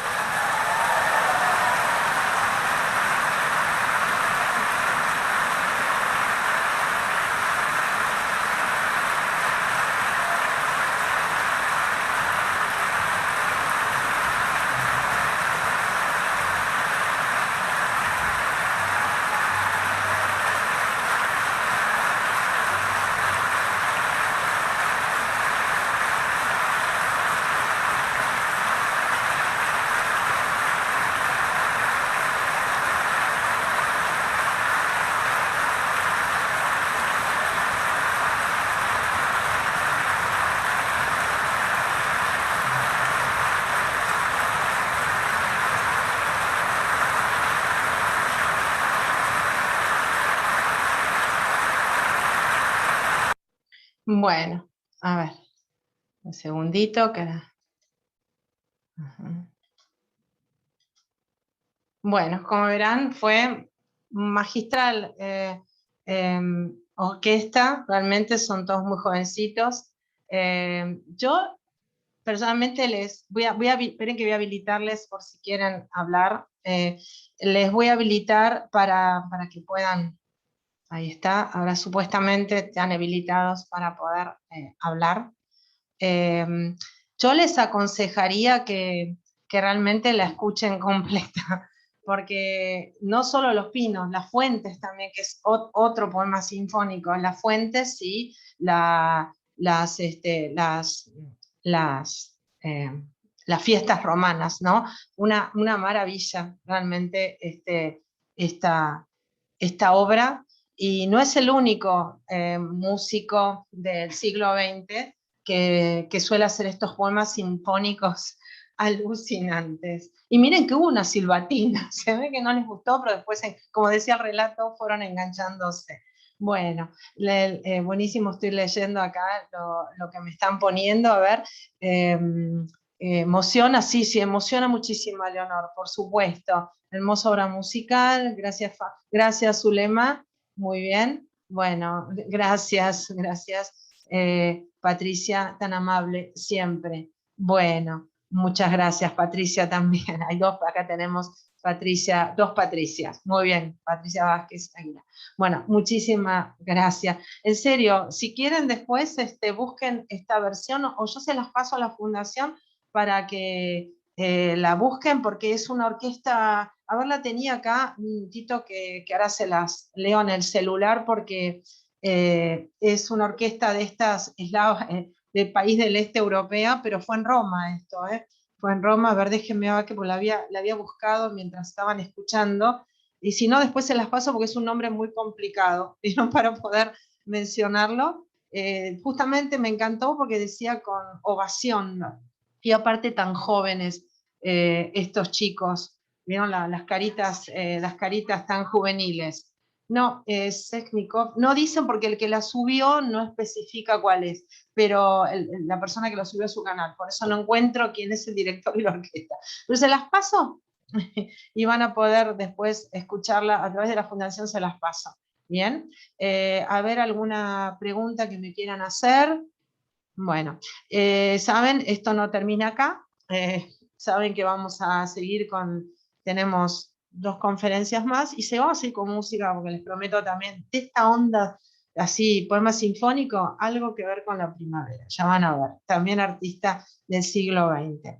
Y al kiosco comprarse un chocolate ruso, porque acá no lo van a conseguir, seguramente que no. Bueno, si no tienen nada más que comentarme, lo dejo libres porque ya me pasé como siempre un poquito. Y feliz Día del Árbol, ya saben, si quieren, yo ya hice mi contribución, si quieren contribuir para, ya el año pasado plantaron 17.000 árboles en Cholila, este grupo de Reforestar Argentina, pueden hacerlo a través de la página de la Fundación y pueden ser protagonistas de esta reforestación. Bueno, feliz Día del Árbol, que terminen bien. Muchísimas gracias. Gracias siempre por estar presentes. Muchas gracias. Finalizamos entonces.